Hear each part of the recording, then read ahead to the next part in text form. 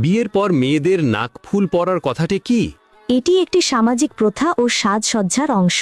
বিয়ের পর মেয়েদের নাকফুল খুলে রাখলে স্বামীর অমঙ্গল হবে, কথাটির বিধান কি? ভিত্তিহীন কথা। বিয়ের পর মেয়েদের হাতে চুড়ি পরার কথাটা কি? এটি সৌন্দর্য ও সাজসজ্জার অংশ। খাবার খাওয়ার সময় সালাম দেওয়ার বিধান কি? জায়েজ। ইসলামে বিয়াতে গায়ে হলুদ অনুষ্ঠান করার বিধান কি? নাজায়েজ। কোন পাপের শাস্তি দুনিয়াতেই দেওয়া হয়? পিতা মাতার অবাধ্যতা। নামাজ না পড়া কোন ধরনের গুনাহ? কবিরা গুনাহ। কিয়ামতের দিন সর্বপ্রথম কিসের হিসাব হবে? নামাজের।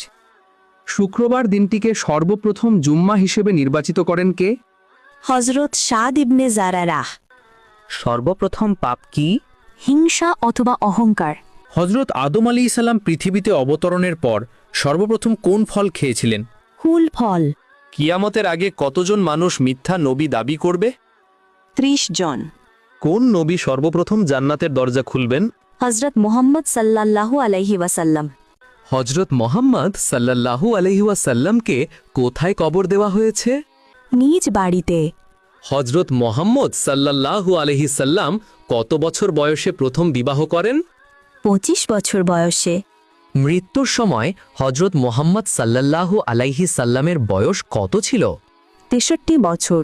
নবীজির কত বছর বয়সে তার পিতা এবং মাতা ইন্তেকাল করেন? 6 বছর বয়সে। পীর শব্দের অর্থ কি? পথ প্রদর্শক বা গুরু। বাউল শব্দের অর্থ কি? পাগল বা উন্মাদ।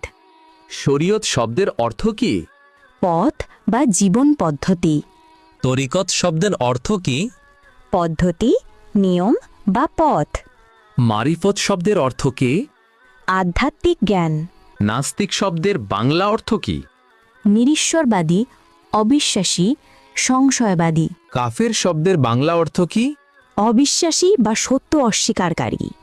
শিরক শব্দের বাংলা অর্থ কি? অংশীদার করা বা অংশীদারিত্ব। জালিম শব্দের বাংলা অর্থ কি? জুলুমকারী, অত্যাচারী বা উৎপীড়ক। শয়তান শব্দের বাংলা অর্থ কি? ইবলিশ বা দুর্বৃত্ত ব্যক্তি। ফজরের নামাজ পড়লে কি উপকার হয়? শরীরের সৌন্দর্য বৃদ্ধি হয়। জোহরের নামাজ পড়লে কি উপকার হয়? রিজিক বৃদ্ধি হয়। আসরের নামাজ পড়লে কি উপকার হয়? সুস্থতা বৃদ্ধি করে। মাগরিবের নামাজ পড়লে কি উপকার হয়? চিন্তা মুক্ত করে। এশার নামাজ পড়লে কি উপকার হয়? এনে দেয় শান্তির ঘুম। বিসমিল্লাহ শব্দের অর্থ কি? মহান আল্লাহর নামে শুরু করছি।